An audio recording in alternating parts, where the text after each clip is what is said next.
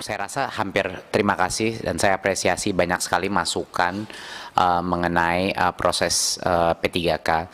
Tentunya saya ingin pertama mengucapkan bahwa dari kami tidak pernah kami merasa bahwa ini adalah proses yang sempurna. Kita ada banyak sekali tantangan dalam proses P3K ini. Permasalahan ini juga sangat rumit karena ada berbagai banyak pihak dan dependensi daripada setiap langkah yang harus kita lakukan.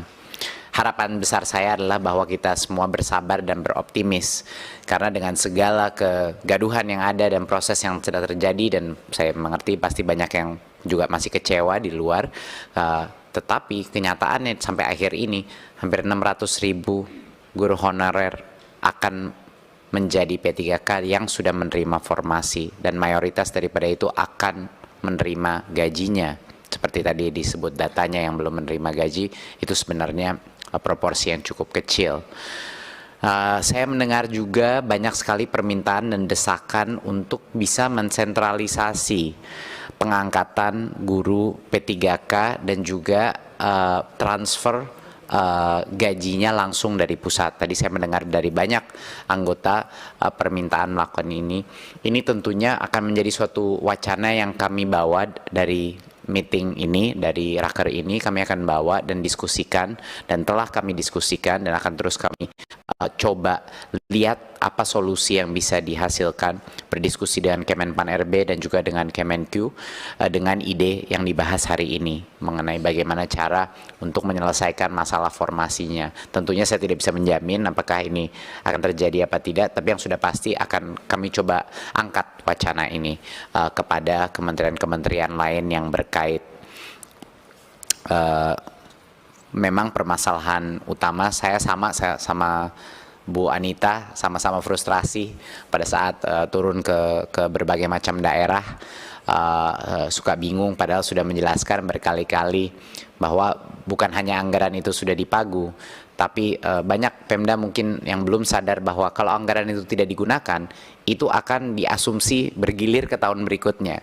Jadi secara teknis kalau tidak dikeluarkan anggaran itu, anggaran totalnya Pemda itu akan berkurang tiap tahun, dan itu yang mungkin bisa juga dibantu komunikasikan kepada anggota Komisi 10 kepada masing-masing Pemda bahwa memang sudah di-earmark gitu, tapi memang kami akan terus berjuang, terus bersosialisasi kepada setiap daerah untuk memastikan dan meyakinkan bahwa ini adalah harusnya prioritas nomor 1 gitu. Kenyataannya adalah kenapa waktu misalnya Bu Anita mengecek dan ternyata ada anggarannya, kenyataannya adalah anggaran itu tidak diprioritaskan untuk guru honorer, tapi ada kebutuhan lain yang mungkin dianggap lebih penting. Realitanya adalah itu.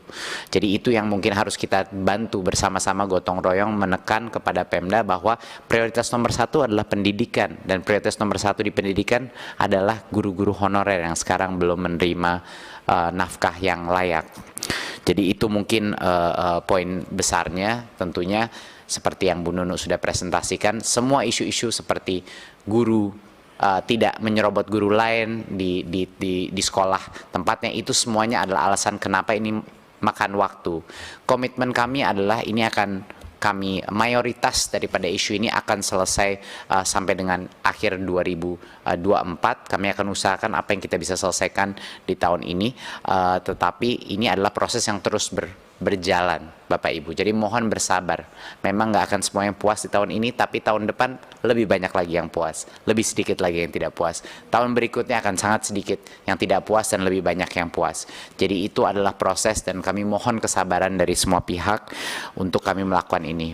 Karena belum pernah ini terjadi sebesar ini dan sebanyak ini yang menjadi P3K dalam berpuluh-puluh tahun, belum pernah. Jadi ini adalah suatu hal yang memang mungkin kerepotan inilah yang harus kita lalui untuk bisa menyelesaikan masalah ini. Tadi mengenai TIK saat ini terus oleh Pak Bu Pimpinan. Kalau Saudara Menteri menyatakan itu berarti ketika membuat statement 1 juta tanpa perhitungan. Betul. Jadi mohon bersabar, itu harusnya dihitung dulu dong sebenarnya berapa yang pensiun, berapa jumlah sekolah dengan 268.000 sekolah guru yang dibutuhkan SD, SMP, SMA, SMK berapa. Gitu. Itu yang saya jadi catatan bagi kami. Terima kasih Pimpinan. Tambahan Pimpinan saya. Ya Bu. 1 menit. Terima kasih pimpinan. Jadi begini Pak Menteri, masalahnya sekarang yang kita lihat di daerah itu, anggarannya sudah ada.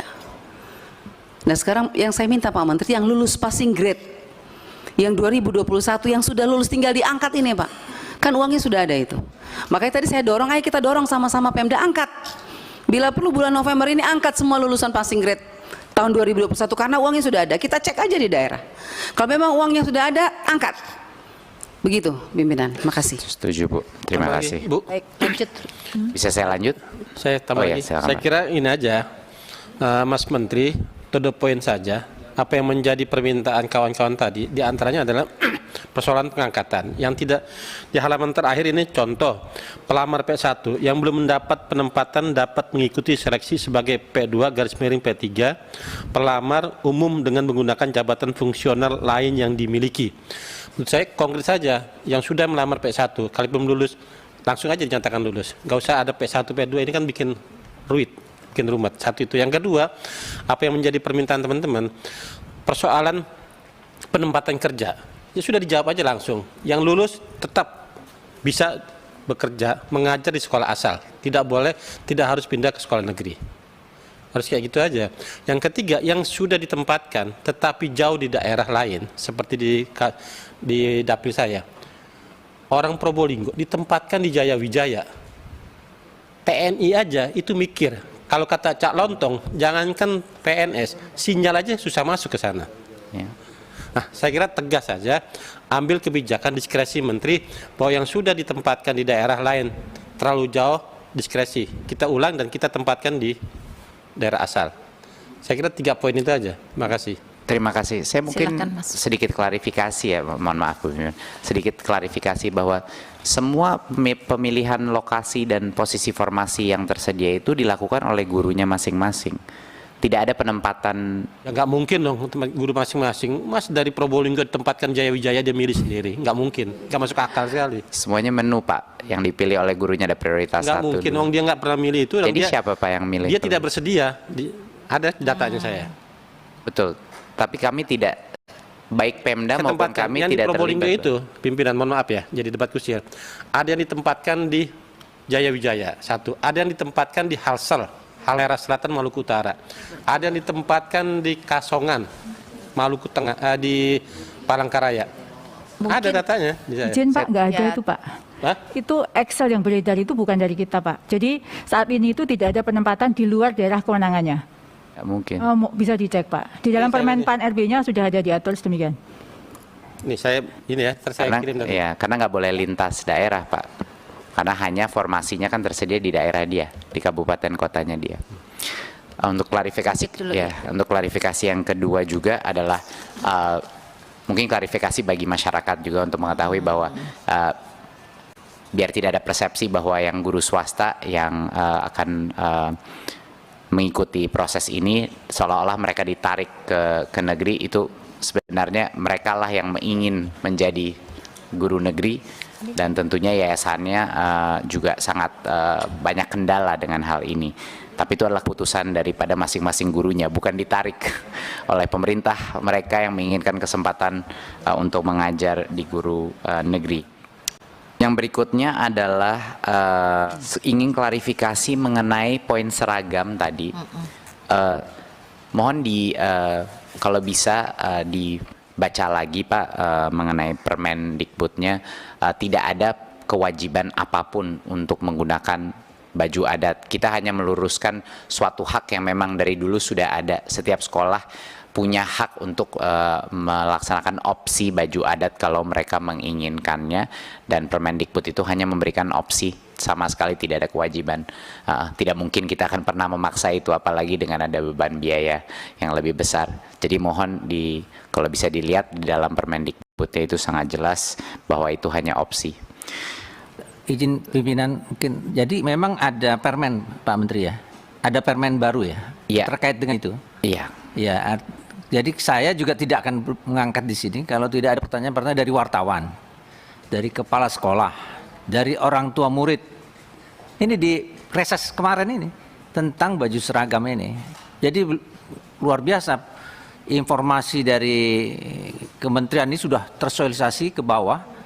Dan masyarakat sudah bertanya-tanya kepada saya bagaimana tentang seragam ini, saya sendiri tidak tahu. Makanya saya sampaikan ke Pak Menteri, dan bagus ya kalau misalnya ada tadi penjelasan Pak Menteri ini disampaikan lagi ke daerah, supaya kami tidak ditanya lagi pada masa reses yang akan datang tentang masalah seragam ini, bahwa itu lebih kepada apa yang sudah ada menjadi hak, tinggal diserahkan kepada daerah untuk pemberlakuannya. Jadi saya kira itu sangat baik kalau bisa dilakukan. Terima kasih. Ya, terima kasih. Mungkin untuk yang pertanyaan mengenai blokiran, Bu Sekjen mungkin bisa sedikit memberi garis besar yang 1,8 triliun tersebut.